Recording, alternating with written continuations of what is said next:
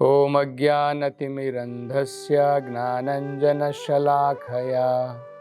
चक्षुरुन्मीलितं येन तस्मै श्रीगुरवे नमः।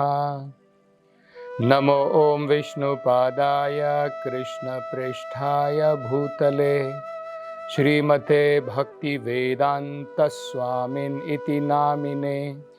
नमस्ते सरस्वते देवे गौरवाणी प्रचारिणे निर्विशेषा शून्यवादी पाश्चात्य देशतारिणे। जय श्री कृष्ण चैतन्य प्रभु नित्यानंद श्री अद्वैत गदाधर श्रीवासदि गौर भक्तवृंद।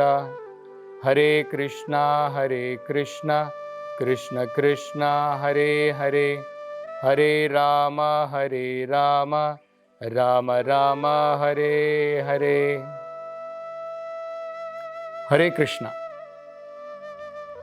आप सभी भक्तों का आज की कृष्ण कथा में हार्दिक अभिनंदन है। कल की कथा में हमने देखा कैसे यशोदा माई जब भगवान के मुख में उन्होंने मट्टी खाई है, ये शिकायत सुनने के पश्चात भगवान का मुख देखना चाहती थी, और जब भगवान ने अपना मुख खोला तो समस्त सृष्टि का जो ऐश्वर्य है माता यशोदा ने देखा।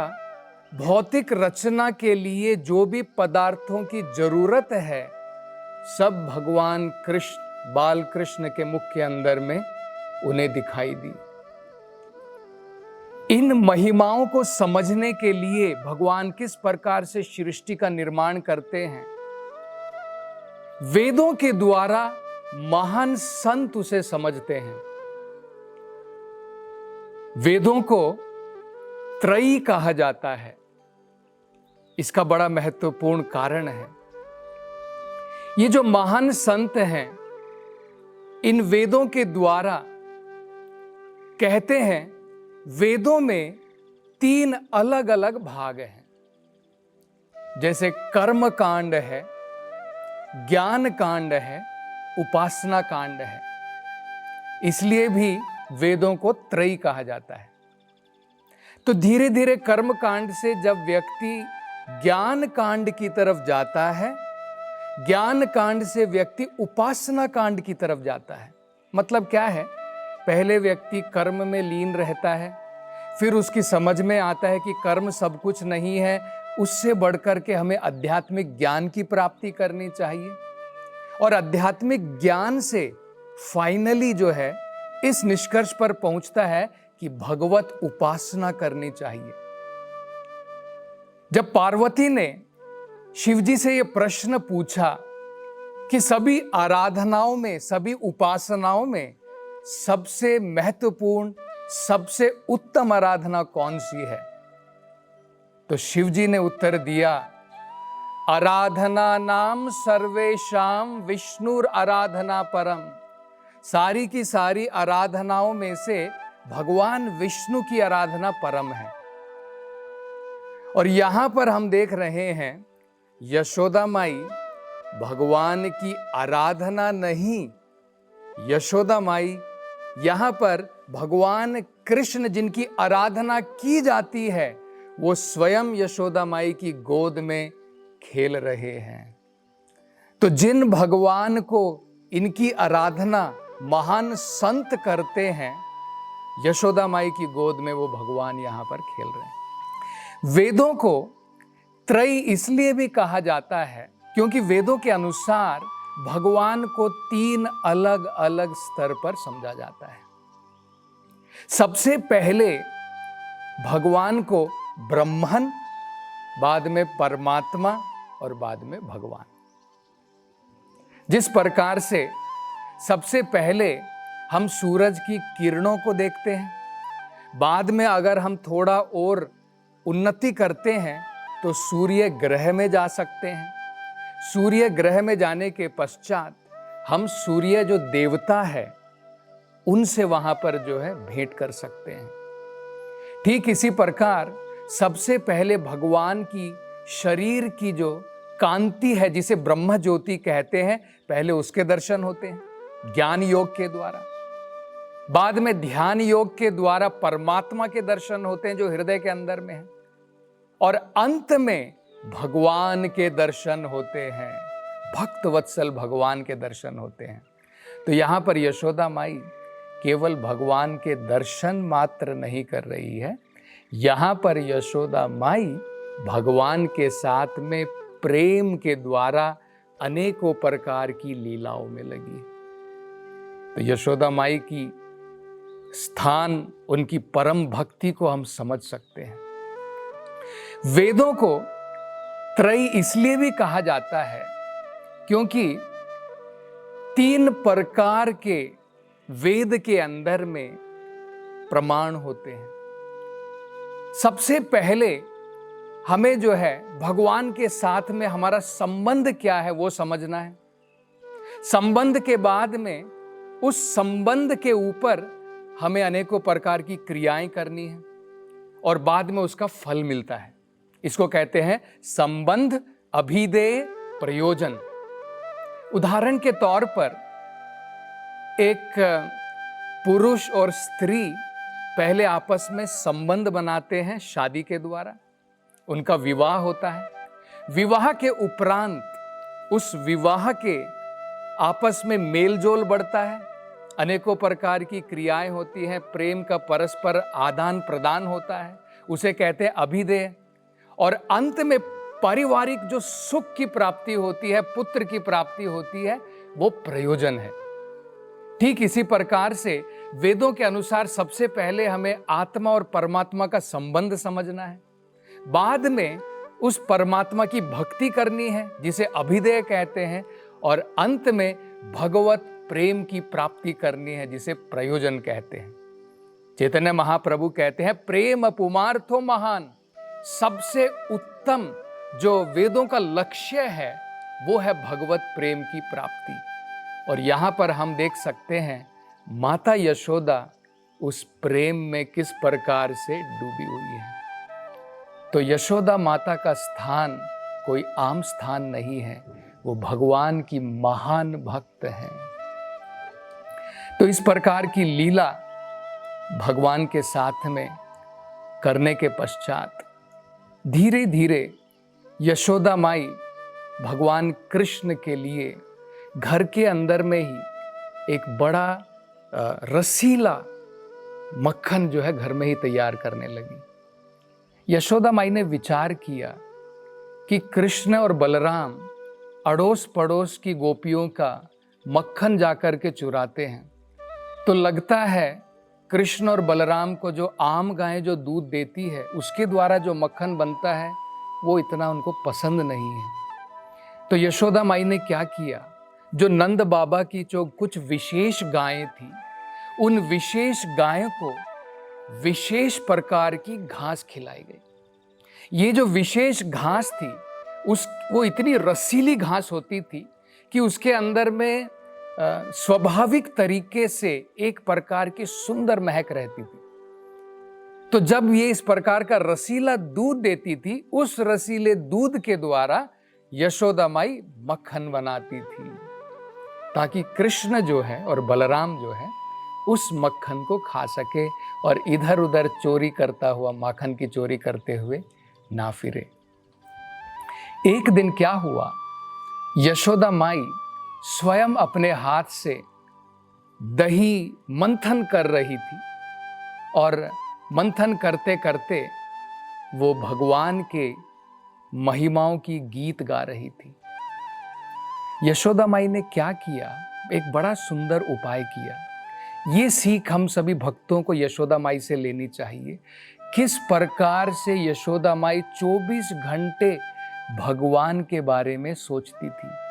वो जो भी कार्य करती थी वो इस प्रकार से करती थी कि हमेशा कृष्ण भावनामृत रह सके।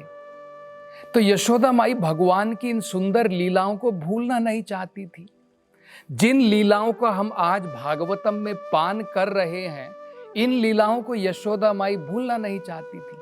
प्रत्यक्ष उन्होंने देखा तो उन्होंने क्या किया जो भी ये लीलाएं थी, जैसे विश्व रूप के भगवान ने दर्शन कराए, भगवान ने पूतना का वध किया, बकासुर का वध किया, अघासुर का वध किया, अनेकों प्रकार के राक्षसों का वध किया, भगवान ने गोवर्धन पर्वत उठाया। ये सारी लीलाओं को यशोदा माई ने एक प्रकार से कविता के रूप में बना दिया, और जब भी उनको समय मिलता, जब भी वो अपने अनेकों प्रकार के ग्रह के कार्यों में लगी रहती, हमेशा भगवान के गुणगान करती रहती।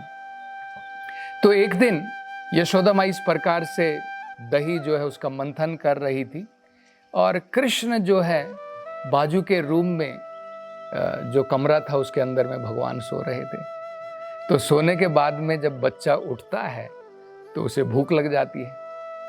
तो कृष्ण जो है उठ करके माँ यशोदा के पास में आए, और सीधा आकर के उन्होंने जो मंथन की जो लकड़ी होती है उसको पकड़ लिया और कहा, माँ बस अब मुझे दूध पिलाओ। तो यशोदा माई जो है उन्होंने अपना कार्य छोड़ करके भगवान कृष्ण को अपनी गोदी में ले लिया और अपने स्तन का पान करा रही थी। स्तन का पान कराते कराते यशोदा माई को याद आया कि मैंने आग के ऊपर वहां पर एक बर्तन में कृष्ण भगवान के लिए दूध रखा है, और दूध जो है उबल करके बाहर आ रहा है। तो जब यशोदा माई को ये याद आया, तुरंत उन्होंने क्या किया, कृष्ण को उठाया और जमीन पर रख दिया, और सीधे जो है उस दूध को देखने के लिए गई। और कई बार हमारे मन के अंदर में ये संदेह आता है, भाई कौन सी सेवा पहले करूं, ये सेवा करूं, वो सेवा करूं।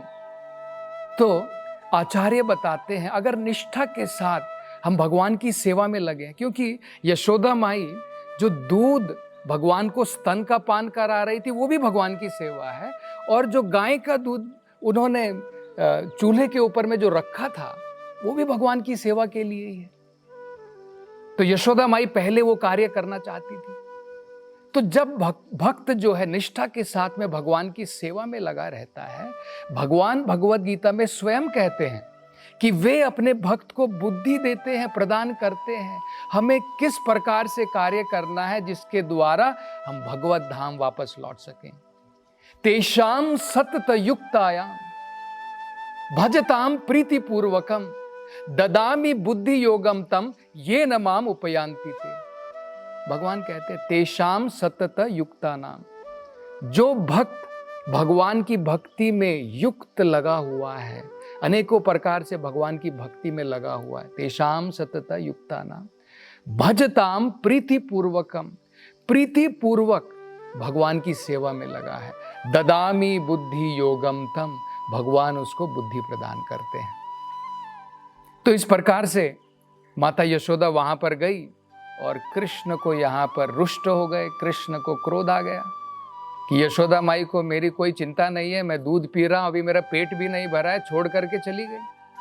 तो कृष्ण को गुस्सा आ गया। उन्होंने क्या किया, एक पत्थर उठाया और सीधा जो उधर जिसमें दही का मंथन चल रहा था उसको फोड़ दिया। फोड़ने के बाद में, क्योंकि अभी ऑलरेडी जो है तैयार हो चुका था, मक्खन बनने की जो स्टेज में था, तो वहाँ से मक्खन लेकर के गए और सीधे कमरे के अंदर में, अंधेरे कमरे के अंदर में घुस गए।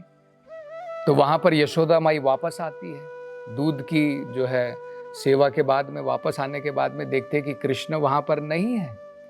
तब यशोदा माई ने देखा कि कृष्ण के जो छोटे छोटे सने हुए, जो दही में और माखन में सने हुए जो पाँव के चिन्ह हैं, उसका पीछा करते करते वो उस कमरे तक पहुंची।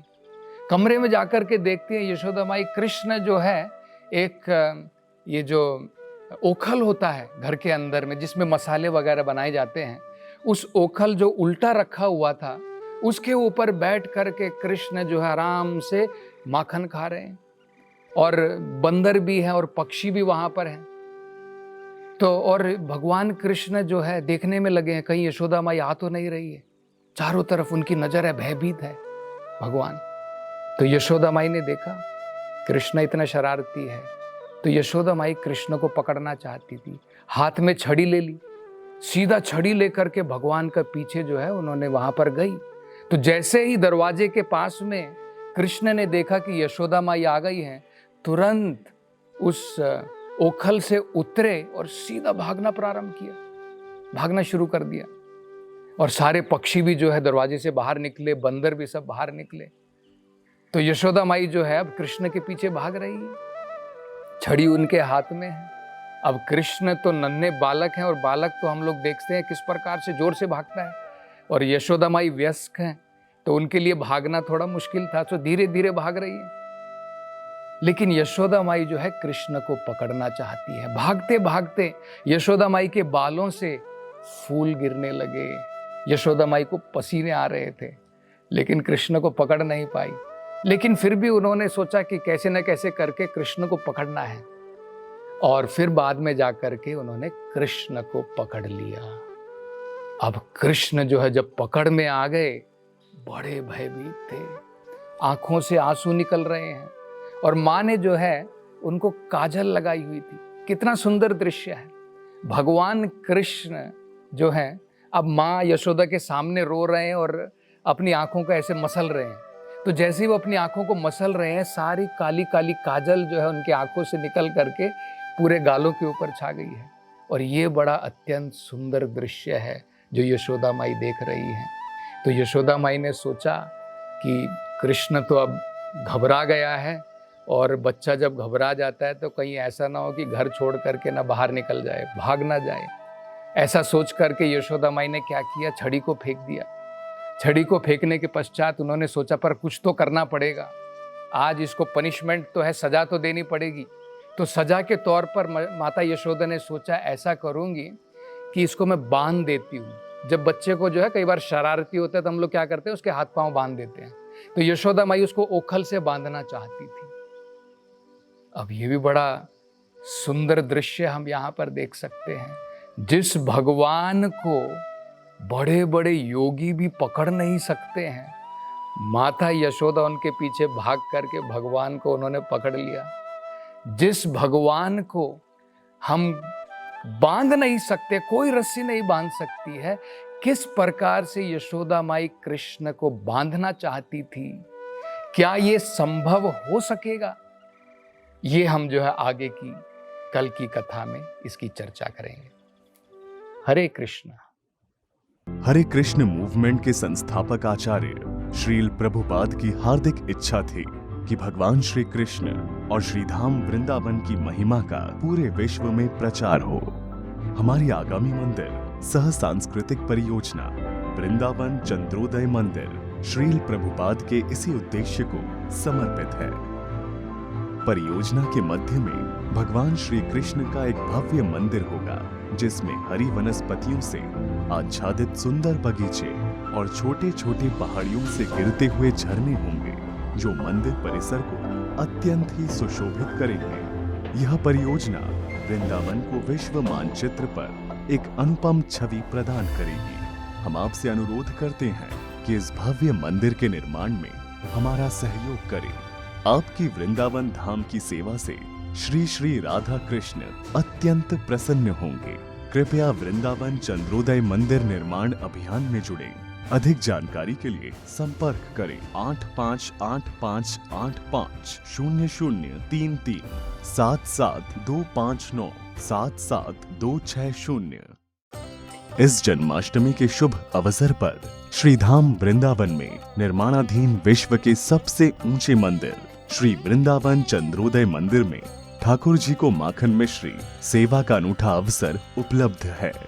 एक भरोसे का हुनर उंगलियों को मिल गया, मिट गए वो फासले, वो वक्त भी बदल गया। रिश्ते पुराने हैं मगर मिलने के हैं ढंग नए, बदलाव के घुलने लगे अब जिंदगी में रंग नए। हम जहां हमारा बैंक वहां।